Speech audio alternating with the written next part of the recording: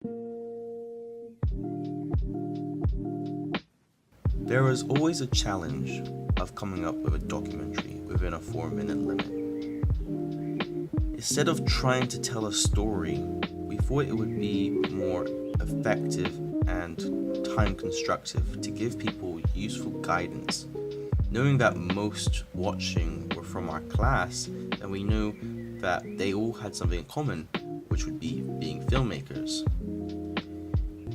Many mistake this as a Michael Pitts documentary, but that is 100% not the truth, and is instead a documentary based on the new generation of filmmakers, more like celebrating them and giving them guidance.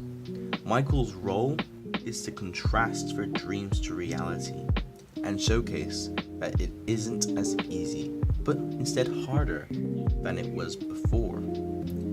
One of our major complaints was that there wasn't enough Michael. I would have to disagree, due to the fact, even though he isn't our main guest, he takes over 50% of our screen time, which is something I definitely did not want. Making Michael the focus distracts the story and the plot.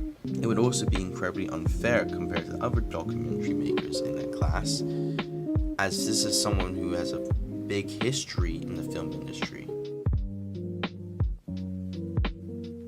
My true complaints about A Diary of Filmmakers is that the audio, mostly due to our lack of university equipment and the shift from filming indoors to outdoors, makes the audio jump unbearably, and that's why music has to be added to cover it up. So any complaints about the audio are completely justified. I understand where they come from, because the audio's role was not to tell a story or help the audience get an emotion.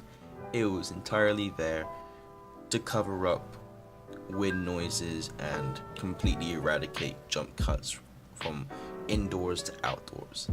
Did this work? Not effectively, no, but in some places it did, and most of the audience found that without any sort of audio or music, the documentary was very stale. If I were to say we did something well, I definitely believe our use of shots was incredible. As cameraman, I wanted to make sure that every single shot was completely different. I wanted to make sure that none of the interviews were in the same exact position. This is so we don't repeat ourselves and people don't get easily bored of watching the documentary. Instead, moving them around gives them all personality. I wanted to give Michael the largest space to talk. Talking space. As you can see in the other shots, they are all close up, but with Michael, there's a lot of talking space.